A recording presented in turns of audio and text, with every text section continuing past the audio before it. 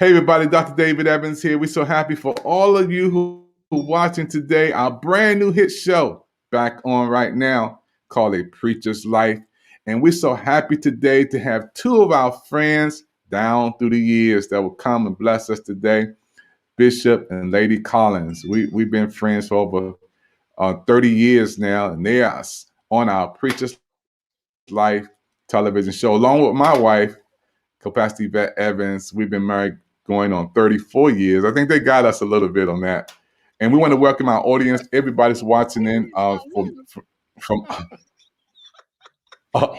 from all over the world who's watching with us on a I know y'all are up there. All our audience is watching with us from Argentina, Peru, Canada, United Kingdom, United States. Everybody's watching with us on our Preacher's Life television show. We're honored to have our friends on today. Co-Pastor Yvette Evans, how you doing today? I'm blessed today. Thank God for another day that He has made. I will rejoice and be glad in it because this is the day the Lord has made. So much is going on in our world, but I'm still blessed to be in the land of the living, and I don't take it for lightly or for granted. But it's Sunday, it's February, it's another year, and just looking forward to great things from God. All right, praise God. Bishop and Lady Collins, this is y'all show. We just moderating. It's y'all big day on A Preacher's Life television show. Want to get right into it. Bishop, how you doing today? Getting better all the time. The best is yet to come. My good days outweigh my bad. I won't complain. For God has been good to me. Yeah, I know you can sing. The singer is right over that side. And I know the singer. I know It's the in my singer. How you, Lady heart. Collins? How you doing? I am awesome. I'm good. I can't complain. We Not love you today. guys so much. Yeah, we've been the friends for down through the years. Our kids are grown up and they're living their life now. In this television show, Preacher's Life, we talk about your calling, your career, your costs, the challenges, and finding Christ in the midst of these crises. Let's get right into it. Bishop and Lady Collins, first of all, talk about your calling to ministry. And do you remember around the age of you calling in? Who spoke into your life when you first found out you was called into ministry, Bishop Collins? Calling. Well, it was back in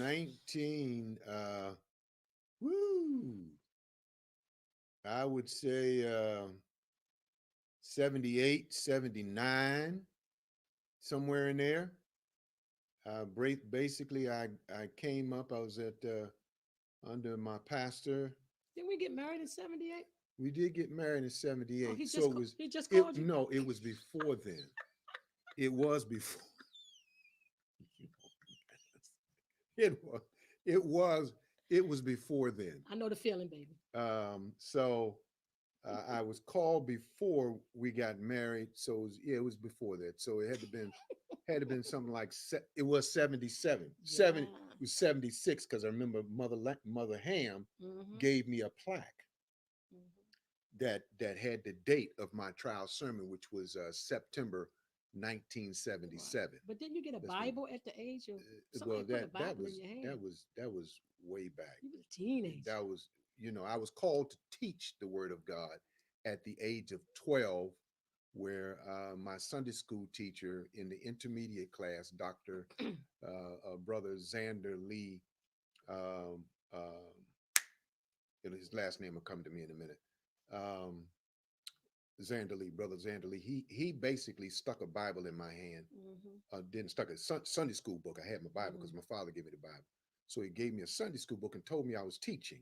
Mm-hmm. And I went home and I studied real hard, and the Lord began to anoint me to do that. And I presented my first Sunday school lesson, and that just began the track of teaching. But then down the road Mm-hmm. in 1976, God called me into the ministry Mm-hmm. at the church that I was attending, which was under the leadership of Bishop Zenobi Davis. who gave me a tremendous amount of opportunities to teach and preach the word of God. And it just developed. And then the Lord called me somewhere 76, 77, went into the ministry, prepared for my ordination. Yeah, I got ordained in 1983. And from there, I became assistant pastor or Sunday school superintendent, assistant pastor, stayed there until 1990. Then the Lord called me out to pastor my church, or found and pastor the church in 1990.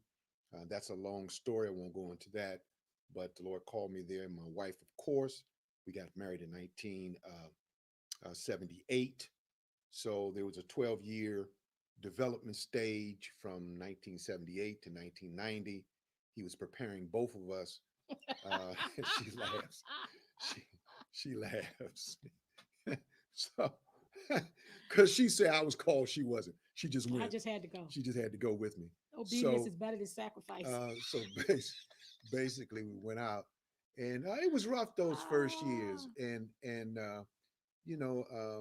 it wasn't easy, but the Lord took us through and brought us through, and we did just continue to develop and grow, and then so we went further and further into the ministry, and here we are today. There's a lot that goes in the journey, but I don't want to take up a lot of time. But on one question, there's a lot of things, that goes into developing you in the ministry. I skipped a whole lot, but in 1990, we started out just as most pastors do. Just my wife and myself and our 4 children who were young at that time. So I always tease and say, when our anniversaries, I preach, she sang, they slept on the pew. So that's the way it went. And we continue to develop the church into what it is today. So that's it in a nutshell. That's very capsulized. She says I take a lot of time to explain myself, so I won't do that. I won't do that, because that's what you do when you've been. Your life story. It's look. I'm not gonna tell you. She's over here tapping my leg, telling me, I'm taking too long. See, that's what you do when you've been married so long, man. Y'all been married going on 39 years. Who, us? 39. No, Yeah. we are completing 43, and we'll be entering into our 44th year marriage. Wow. Yeah. So we're Man, somewhere 42 and a half, a little bit over half, but we're getting there. That's awesome, man. It's an amazing blessing for you and your wonderful wife. And when talking about the calling of God, that's a big blessing, man. And know you guys still working the assignment that God has given you. She didn't tell you about hers. You won't tell? Oh, she's gonna tell us about it. We're gonna get to it. Co-pastor got that lined up. Co-pastor's going to. Okay, I got you. I'm with you. She got it. We've been doing this for a minute. All right, co-pastor, it's on you. I'm loving this. To be able to smile after almost 44 years of marriage and ministry, years of ministry is a good thing. So I'm loving it. Lady Collins, you laugh when your husband she says, God called you and not me. I have that same story. But I know there was a call of ministry upon your life, because God wouldn't have chosen you to be with Bishop Collins had there not been a call upon your life. Talk about your calling and how I like the way you and how that calling has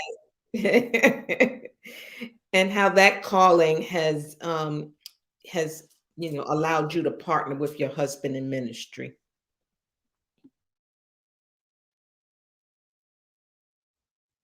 You're up, Lady Collins.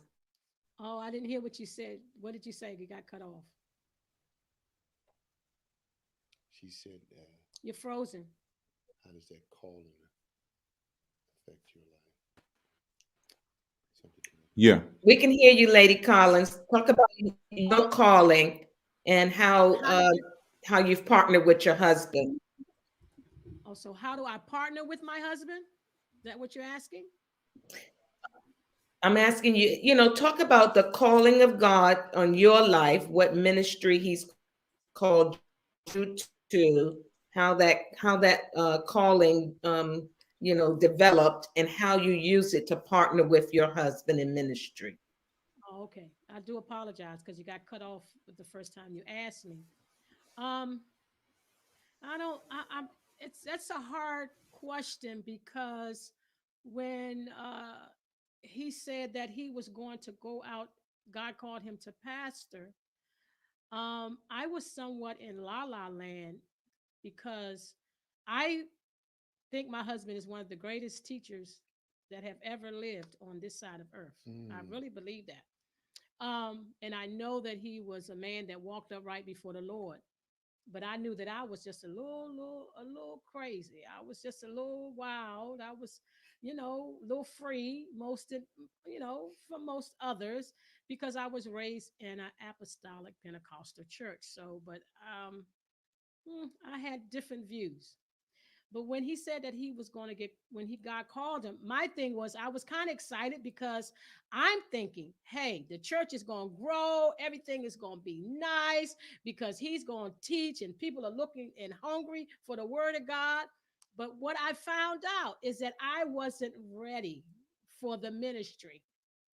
And that's where I think a lot of first ladies don't understand that when they don't accept the call in their own personal life, or when they don't accept um, what God has given them to help birth the church, I see that it's very hard for the ministry to grow as it should. Now, I'm not saying it won't grow, but to grow as it should. So I was like a little bit in La La Land, thinking that all I had to do was wear a nice hat and smile, not prepare for anything. Now, I was always a singer. I knew I had to do praise and worship. That was my calling. I thought that was my whole purpose in life, to sing and to, do the praise and worship. But it was much more than that. But I did not learn that until later on in the ministry. So I feel that I lost a lot of ground as far as me developing as the first lady of the church because I did not accept the calling. I just felt like I just had to go. God called him, I went. And like I said earlier, obedience was better than sacrifice. So I was just obedient and just, did my praise and worship. But I did not apply myself for what God was going to do and how the women that he was going to bring in the church, the children that he was going to bring in the church. I helped, I had my children to develop their ministry as far as singing. We've always had, we're always blessed with singers in our family. My daughters, my son played the drums. I have a godson that sings. I have, so that was like the ultimate. But I did not prepare myself for what God wanted to really do in me because I just felt I just had to go and not do anything else.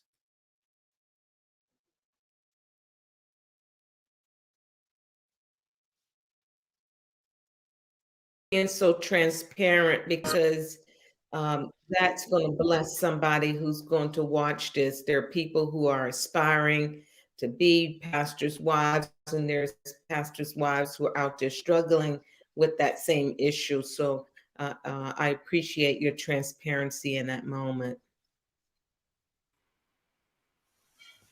Yeah. So we're just happy again for all of the advice watching today. You're watching a Preacher's Life, our television broadcast. They're our special guests on our broadcast today, and we're talking about their calling. The next thing we're going to talk about their careers, the cost, and we're going to be right back. We're going to take a break, commercial, and we'll be right back right after this. Be on the Pink TV network. Showcase your music, books, talk show, media programs, sell your products, And we're on Roku with 24 channels and 43 million users. You can be on Pick TV. Email at the Pick TV Network at gmail.com or call us at 240-423-9820. Well, my friend, again, thank you for tuning in. We are so happy to have all of you watching with us today. We have our special guest on with us today, Lady Collins. They are on a Preacher Life television show. And Bishop Collins, I know, man, you and your wonderful wife, you're our friends, man. Let's talk about career. Um, Knowing that you are working with in many years, you and your wife working in your career as far as in the world, government, private industry, businesses on your own. Talk about your careers that you background in. Well, basically, as most churches that have congregations of less than 100, which is the majority of the churches in the country, I was bivocational. So therefore, I had to work as in the secular world and work as a pastor. They call it bivocational because it is a job, both pastoring and working, because I had to feed my family. I launched out early in my life in the career of IT. I spent 33 years in IT, doing a little bit of everything. Now, this will take you way back. I was in IT back then when they had key punch machines and CRTs, which some people probably wouldn't even know what it is, but basically it was a big oversized TV sitting on your desk, and you had a keyboard that was attached to it. And that was back there in the days where you didn't have color screens. You had either black and white or green screens. I was back in the day before they had laser printers. I had, there was a typewriter type type of output for. So I've been in IT for a long time. I got into it in 1977. Back then, when you wrote a program, you typed it up on punch cards and you sent it through a card reader and sent it into the computer, and the computers basically back in them days would take up a whole building in some cases, depending on the size of the company. Work for everybody in both government and private industry. I won't go through the litany of names, but again, a very intense career in IT. Worked my way up from what they call a production control analyst, a technician, all the way up to being a senior systems analyst, which I retired as software engineer, senior systems analyst, software engineer. I retired a few years ago. My career has been intense. Now, with that being said, the type of job that I had to be on my P's and Q's at all times. And I'll say this very carefully, being a Black man, you have to work twice as hard to get anything recognized or done, because you're scrutinized twice as hard as anybody else of any other color. So that put a lot of stress on me. I had to pay a lot of very close attention to detail. That took a lot out of me. Some days I would work anywhere from 8 to 12 hours consistently. Some weeks I worked 3 and 4 days, and she can attest to that, straight. Coming home to take a shower, go back to work, and eat at work. So again, that took a toll on me. It kind of, I'm not going to say hindered my work, because I was working just as hard in the church, because every waking hour, now my average night of sleep was between 2 and 4 hours. So I was up, and this is the truth, 20 hours a day, the majority of the time, getting anywhere from 2 to 4 hours of sleep. trying to keep up with my job, trying to keep up with the church, trying to keep up with my family. Trying to keep up with me. Right. And that's all encompassed in family. So, but again, it was a lot to do. And but I'm grateful because God sustained me through all of that. He developed and built the church. I've seen my church numbers go up and down, but I'm grateful for what God has done and allowed me to do. Now, let me put this other caveat in is that my wife stayed home, and she'll talk about that in a minute. But I worked at night, 4 to 12. I had the second shift. So when I came home during the day, and she was at work or whatever she was doing, in some cases, or volunteering somewhere, I basically had to keep the kids in some cases, and did a lot of science fair projects and everything else. So again, that's why I was up 20 hours most of the time. But like I said, it was a satisfying career. I'm grateful. I'm retired, thank God, uh, with a reasonable portion of income, like the old folks say, reasonable portion of health. Got a reasonable portion of income, so I'm grateful for that. First Lady, I guess they're going to ask you a question. That's so awesome. I think it's important that people who are listening understand that, there are some pastors who are not full-time pastors who have to supplement the church ministry with working a regular job. And I think it takes a lot to do both of those. It's almost like two full-time jobs. So Lady Collins, what has been your career? What have you done that is passionate for you, that you care a whole lot about outside of, the four walls of the church? Well, I considered myself when I first got married, and I had a job working at the bank. Yes, you did. Yes, you And did. this is when we first got married. And Very so lucrative.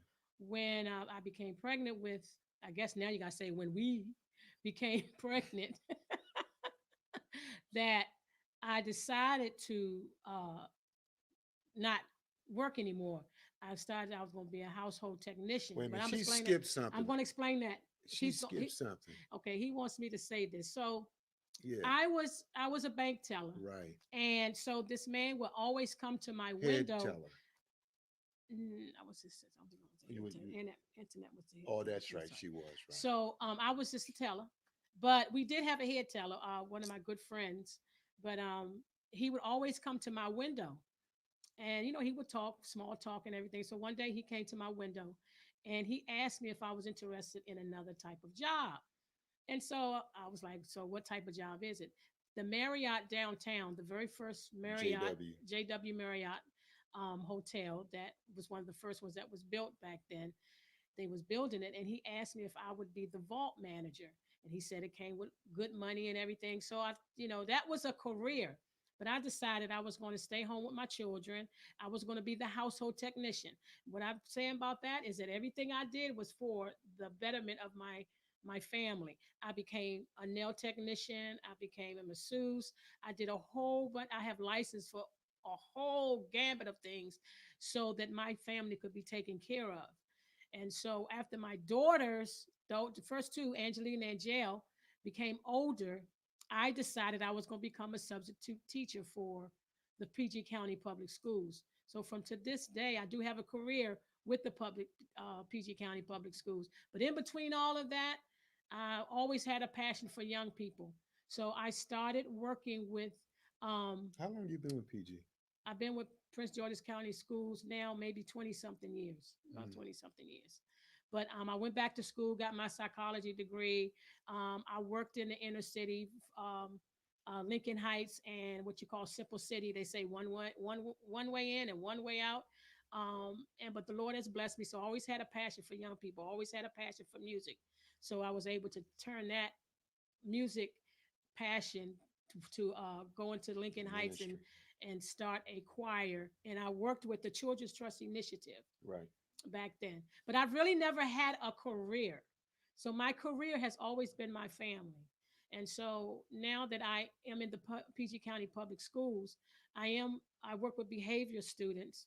So that basically my career has always been my family. So as I was never a housewife, I was always a household technician. I love that That, title. yeah, that's amazing.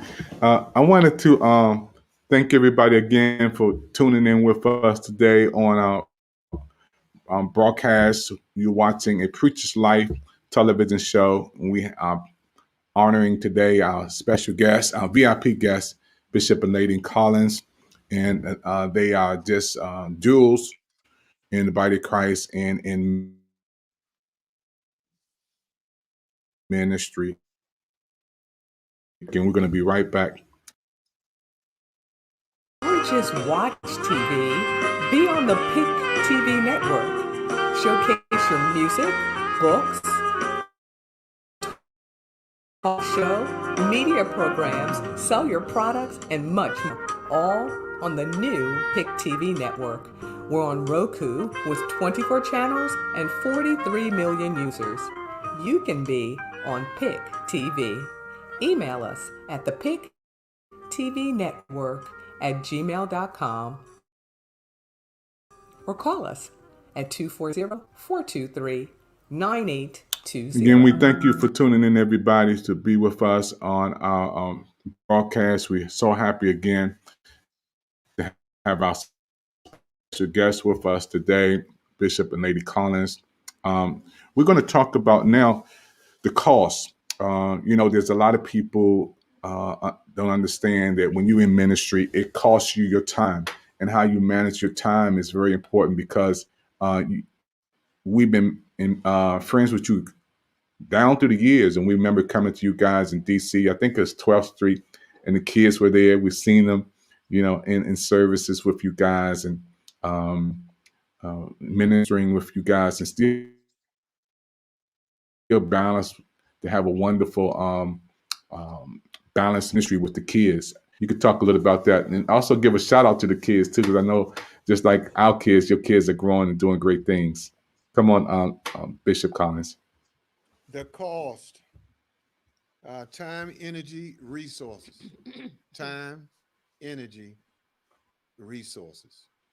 Um, you can never get your time back. Once it's gone, it's gone. So you got to be very careful with your time.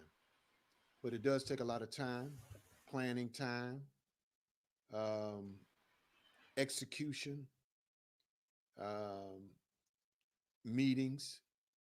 It takes a lot of time to do the work of the ministry, to do the work of the Lord. You got to balance your time. One of the things that we didn't do that we should have done was take more time for vacationing. We didn't.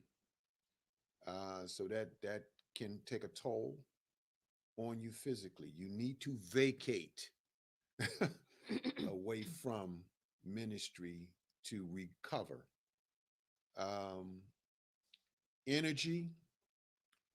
Once you lose sleep, they say you can never make up sleep. Once it's gone, it's gone. You can only have a good night's rest to rejuvenate your body, but you can't make up sleep. It's another thing you can't make up.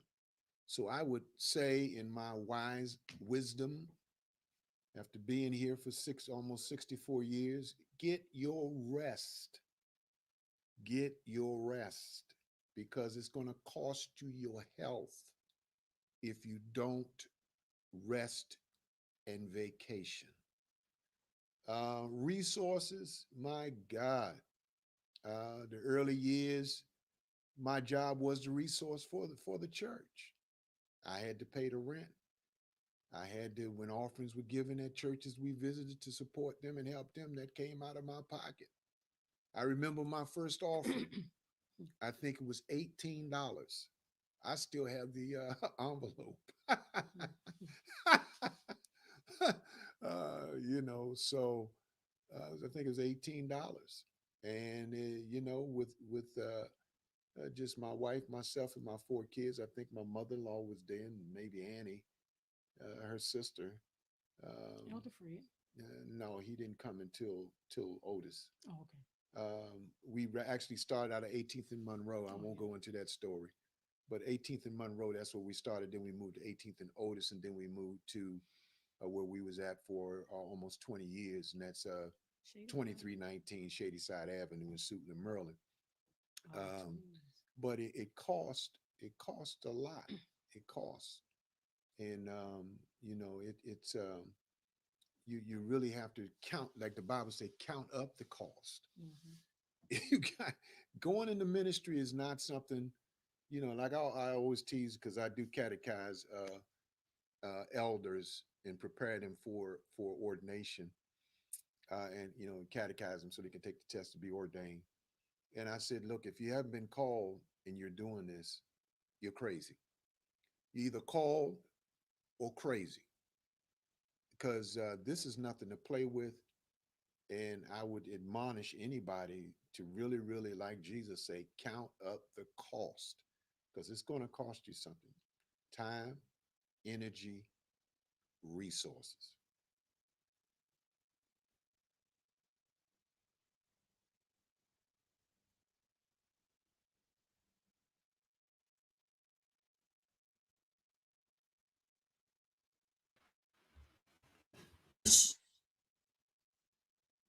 So important. And it does take a lot when you're talking about your costs in ministry. A lot of people um, don't take that seriously when you're talking about the cost. Jesus said, "Take up, count the cost. Deny yourself, take up your cross, follow me." It costs something. Your time, your resources, as you stated, man, and your wife being a family woman, just like my wife is. Balancing the kids and the family. Okay, Pastor. Why don't you talk a little bit about how to be a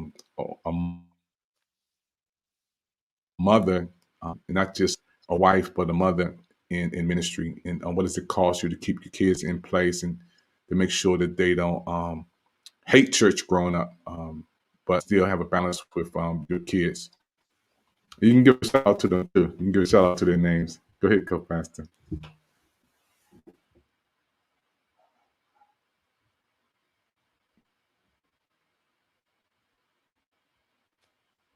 Mm. Lady Collins, that's a question for you. Oh, he said co-pastor. I didn't know who he was talking to. I'm So sorry, Lady Collins. Lady Collins, I'm sorry. don't be labeling me. I don't need no more labels. So She's co-founder. so I'm going to let me She won't be co-pastor. She won't do that. no. Much is given, much is required. Nope. Um I want to be honest. I know he said a lot of things about as far as costs, resources. I just want to be frank. I want to be real. It costs, I know, me as a wife, time. Time. And this is for the first ladies that are first ladies over churches that are not over 100. You have churches that are larger and they have time to take time with their wives, and take time with the children, because the husband can delegate different things. But when you're in a smaller ministry, your time is taken away from you. Mm, I always tell married couples, if they're not in ministry, they're at a great time where they can romance each other, take time mm, for each other. Just those little things. We give up a lot of those things for the ministry. At one time, I was going to write a book, and I'm telling you seriously, straight up, I was going to write a book, and it was going to be called "Lord, Give Me My Husband Back," because that's how I felt. I felt like, wait a minute, we don't have time to go out and go out to dinner, and if we do, we got to count the coins to make sure we can afford to do it, because we have other obligations. And then I spent a lot of time with my children, of course, but he did so as well. But they were pretty much balanced. If you talk to them now, they can have all these memories about how, daddy did this with them and, and whatnot, and how I did stuff with them. But they can say that it seems like they did more with daddy than they did with me. I don't know how that happened, but these are girls. So I guess if you ask my son, maybe he'll give me some kudos. I won't But say nothing. I won't say. but my cost was our relationship. And I'm telling you, it's very important for you to love yourself and find things for you to do. I didn't get my driver's license till I was like 30 or something. I think I was like 30 or in my late 20s, because I just got fed up waiting for him at the church. I was like, wait, I'm tired of sitting here waiting for him, at the church. I should be able to go. So that forced me to get my license and a lot of other things I was able to do. But it costs us our relationship, and you, after love, you got to be committed. So I'm telling you, I know he sounded really good and everything, but when you have a small ministry, it's so vital that you spend time with each other. We do it now. We have date night. Well, I make it date day. So, I have a whole day, and I know into the 40 something years of our marriage, but look, it's never too late. Nothing's impossible for God. If you want it. So that's the cost for me. That's the cost for me. See, it was date night. It's a blessing. There's so much to, It was date night before the pandemic. When the pandemic hit, she was home, so the date night became date day. So wait, let's see how this works now. She wasn't working, but I still had to work. I was working online. So my 5 days became 4 because I had to X out a whole day because it was date day. That's right. Do it. I love it. Yeah. And during this pandemic, you've got to, I think, ensure the time is used in a way that will be memorable, because we just don't know what's going to happen the next day, the next moment. So I think, we're going to wrap up this segment, and we're going to come back and talk a little bit about the challenges during this pandemic, and talk about some mentors in your life, and some the crises of just what we're dealing with today, and how you're doing ministry in different ways. Bishop, you want to say anything as we close out? Yeah, definitely. As we for part 2, those who looking at the show today, looking at a Preacher's Life television show, we have Bishop Brian and Lady Collins on today. We're interviewing them. So you can push that like button, your share button, bring somebody else in. We on the PIC TV network on channel 944. That's watching on the television network, and also we want to welcome our audience from around the world watching through Roku. We want to also in part 2, don't forget, we're coming right back. So those who are watching, you got to come back on, because we're going to talk about their mentors, Bishop Zenobi Davis. We got to talk about him, and Bishop Smallwoody Williams. We're going to talk about some names, Hurricane Jackson. I don't know if you remember that, Dr. Collins, the Hammer from Alabama. We're going to talk about some of the great names and people that I know you grew up with, Sherry Rogers, great ministries, and how your Bible Way legacy has helped shape you down through the years, you and your wonderful wife. On part 2, we're going to be right back. And so those who watch, we're going to take a break, and we're going to take a commercial break, and we're going to come right back right after this.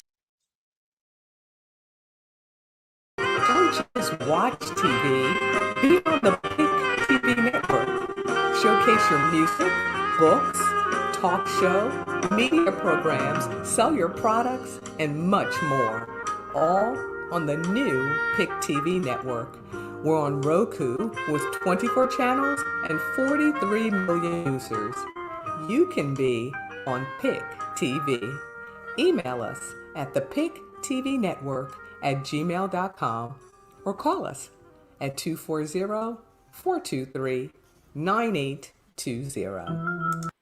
Hey, everybody, we're going to come right back for part 2 of Preacher's Life right after this.